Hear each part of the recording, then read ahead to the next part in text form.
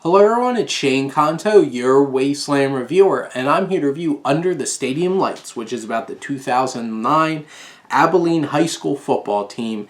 And after they had a perfect season in the regular season in 2008, they got upset in the playoffs and they lost all of their best players, and now it's this ragtag group of kids, directed by Todd Randall, of the story of them coming together to win the big game after they go undefeated during the regular season and have to go into the playoffs. And this film focuses on some of the players and their family lives and their backstory, and all centered around their pastor, played by Mel Gibson's son, who's trying to support them and has his own struggles with Abigail Hawk, his wife Ashley, and balancing family and work and commitment to these players and their tough lives.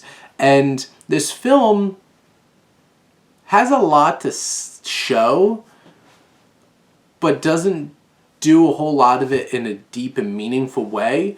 So about 2/3 of this film feel really passable and forgettable.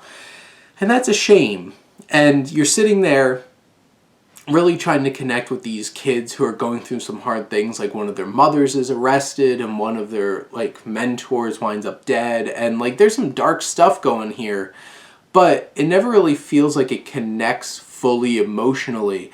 And something interesting that Randall does, the director here, is shoots this like a documentary. There's real life footage of the game, so they don't really do a whole lot of that. It just, they have that footage already and they incorporate it. And also the whole entire film shot like a documentary. And it definitely has that feel to that rawness, and you're voyeuristic in the situation.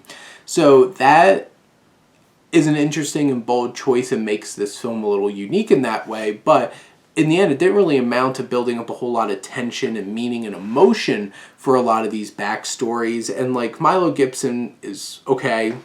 He does exactly what he needs to do to make this work. You have Lawrence Fishburne in this film, who is the best character, and he gives the most genuine and believable performance out of anybody in this film, but he's not in it enough.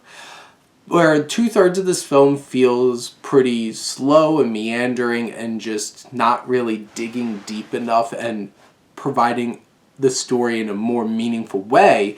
Once the third act comes and we jump into this final football game, that's where the energy comes. It really felt like I was watching this when we were in it. You have different important supporting characters watching the game elsewhere, and they bring a lot of personality to it. The game itself felt tense and suspenseful and interesting, and I wish that the rest of the film felt that way. So it definitely bumped my grade up a little bit because of the third act, but in general, this is a pretty forgettable and just film that the story might not have been as interesting as it could have been to really warrant having this whole entire film, but there's definitely elements that could have been really interesting. They just weren't really portrayed or executed in a meaningful and poignant way.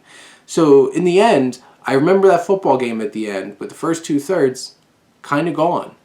But if you like football, if you appreciate faith-based films, I feel like this one gives you enough of both of those things to grab your attention, and maybe it's worth a try for you. But in general, I think this is a pretty forgettable pass for me. But those are my thoughts on Under the Stadium Lights. Let me know what you think, and let's talk some movies. But thank you as always for tuning in and supporting your Wasteland reviewer.